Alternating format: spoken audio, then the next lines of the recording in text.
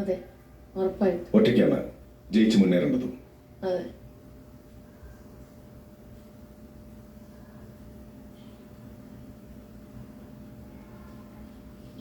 അനുമോൾക്ക് മനസ്സിലെ ഭാരങ്ങൾ ഇവിടെ ഇറക്കി വെക്കാം. എന്തെങ്കിലും പറയാനുണ്ടെങ്കിൽ ഇപ്പോൾ പറയാം. വേറെ ഞാനിവിടെ ഇപ്പം 88 ദിവസമായി ബിഗ് ബോസ്.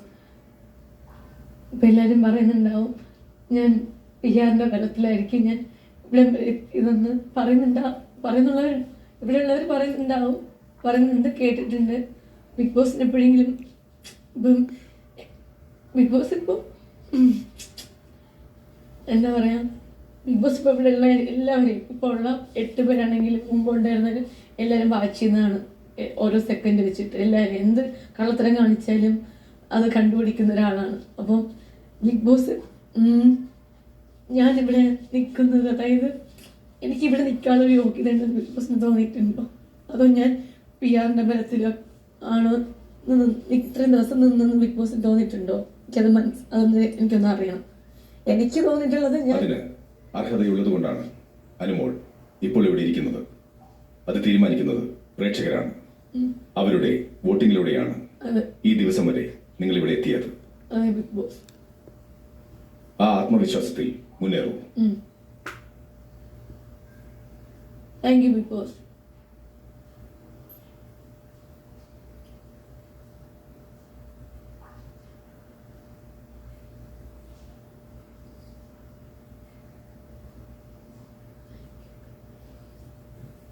ഒരുപാട് സന്തോഷം ബിഗ് ബോസ് സംസാരിച്ചപ്പോൾ. ഉള്ളിലുണ്ടായിരുന്ന ഭാരമൊക്കെ ഇറക്കി വെച്ചതല്ലോ. Thank you Bigg Boss. എന്നെ വിളിച്ചതിലും എന്നോട് സംസാരിച്ചതിലും ഒരുപാട് സന്തോഷം.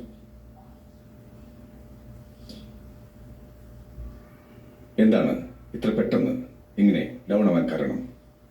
ഇപ്പോൾ മനസ്സിനെ അലട്ടുന്ന പ്രശ്നം എന്താണ്? ഇപ്പോഴുള്ള പ്രശ്നം, ഇന്നലത്തെ പ്രശ്നമൊക്കെ ബിഗ് ബോസ് കണ്ടിട്ടുണ്ടായിരിക്കാം. ഈ പറയുന്ന പോലെ ചെറിയ ചെറിയ കാര്യങ്ങൾക്കാണ് ഇവിടെ ഉള്ളവരൊക്കെ അത് വലിയ വലിയ കാര്യമാക്കി എടുക്കുന്നതൊക്കെ. അപ്പം ഇത്രയും നാളും എന്താ പറയണ്ടേ, നമ്മളിപ്പോൾ ഇവിടെ വരുമ്പോൾ എന്താ പറയുക, ഒരു ഫ്രണ്ട്ഷിപ്പ് ഉണ്ടാക്കണമെന്നും വിചാരിച്ചല്ല വരുന്നത്.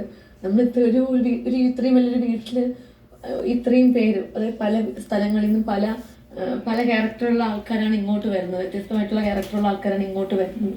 അപ്പോൾ അവരുടെ ക്യാരക്ടർ എന്തായിരിക്കും എന്ന് നമ്മൾ വിചാരിച്ചിട്ടല്ല വരുന്നത്. അപ്പോൾ ഇവിടെ വന്നു കഴിഞ്ഞ് കുറച്ച് ദിവസം നിൽക്കുമ്പോഴാണ് എല്ലാവരുടെ സ്വഭാവങ്ങൾ മനസ്സിലാക്കുന്നത്. അപ്പോൾ ഞാൻ എല്ലാവരിടത്തും എല്ലാവരും ഒരുപോലെ കാണുന്നുണ്ടെങ്കിൽ പോലും പലരുടെ ക്യാരക്ടർ ഓരോ ദിവസം കഴിയുമ്പോഴാണ് മനസ്സിലാക്കുന്നത്. ചിലപ്പോൾ അവരുടെ ഗെയിമൊക്കെ ആയിരിക്കാം, ചിലപ്പോൾ അറിയില്ല എന്താണെന്നുള്ളത്. അപ്പോൾ 88 ദിവസം കൊണ്ട് ഇപ്പം എല്ലാവരുടെയും ക്യാരക്ടർ, ഇവിടുന്ന് പോയവരുടെയും ഇപ്പോൾ ഉള്ളവരുടെയൊക്കെ ക്യാരക്ടർ ഏകദേശം മനസ്സിലാക്കിയതാണ്. പക്ഷേ ഇപ്പം നൂറേയും ആദിലെ നോക്കുകയാണെങ്കിൽ പോലും എനിക്കവർ എന്താ പറയണ്ടേ, എനിക്ക് എൻ്റെ സഹോദരിമാരെ ഫ്രണ്ട്സ് അല്ല, എൻ്റെ സ്വന്തം കൂടെപ്പറപ്പിനെ പോലെ തന്നെയാണ്. അപ്പോൾ എന്നെ നന്നായിട്ട് മനസ്സിലാക്കിയെന്നാണ് ഞാൻ വിചാരിച്ചു വെച്ചിരുന്നത്. പക്ഷേ ഇപ്പോൾ ദേശത്തിന് പുറത്താണെങ്കിൽ പോലും നമ്മൾ പ്രതീക്ഷിക്കാത്ത കാര്യങ്ങളൊക്കെ വിളിച്ച് പറയുമ്പോൾ അത് പെട്ടെന്ന് ഉൾക്കൊള്ളാൻ ഭയങ്കര ബുദ്ധിമുട്ടാണ് ബിഗ് ബോസ്. പിന്നെ അവിടുത്തെ പഴയതുപോലെ മിണ്ടാനും, അത് എൻ്റെ ഒരു സ്വഭാവം വെച്ച് നോക്കുകയാണെങ്കിൽ എനിക്കത് ഭയങ്കര ബുദ്ധിമുട്ടാണ്. ഇപ്പോൾ അവരുടെ ഒന്നും മിണ്ടാത്തതിലൊന്നുമല്ല, പക്ഷെ ഇപ്പം നോക്കുമ്പോൾ കുറച്ച് ദിവസം അവരുടെ കൂടെ ആയിരുന്നു ഞാൻ. പെട്ടെന്ന് നോക്കുമ്പോൾ എന്നെ എന്താ പറയുക, എന്നെ മാറ്റി നിർത്തി കുറ്റപ്പെടുത്തുകയും അല്ലെങ്കിൽ അവർ കുറ്റപ്പെടുത്തിക്കൊണ്ടിരുന്നവരടുത്ത് അത് നല്ലതാണ്, മിണ്ടുന്നത് നല്ലതാണ്, എല്ലാവരും ഒരുപോലെ കാണണം. പക്ഷേ പെട്ടെന്ന് എന്തോ ഇത്രയും നാളും ആ ഒരു സ്നേഹം ഉണ്ടായിരുന്നില്ലേ എന്നൊക്കെ തോന്നിപ്പോവാം, അറിയില്ല. അതുകൊണ്ട് ഇപ്പം എനിക്ക് മിണ്ടാനും തോന്നുന്നില്ല, പഴയതുപോലെ മിണ്ടാനും എനിക്ക് പറ്റുന്നില്ല.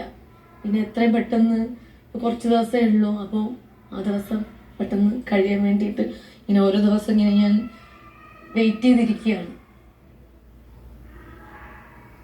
ഇവിടെ നിന്നും ഇറങ്ങാനായിട്ട്, സന്തോഷത്തോടെ ഇറങ്ങാനായിട്ട്.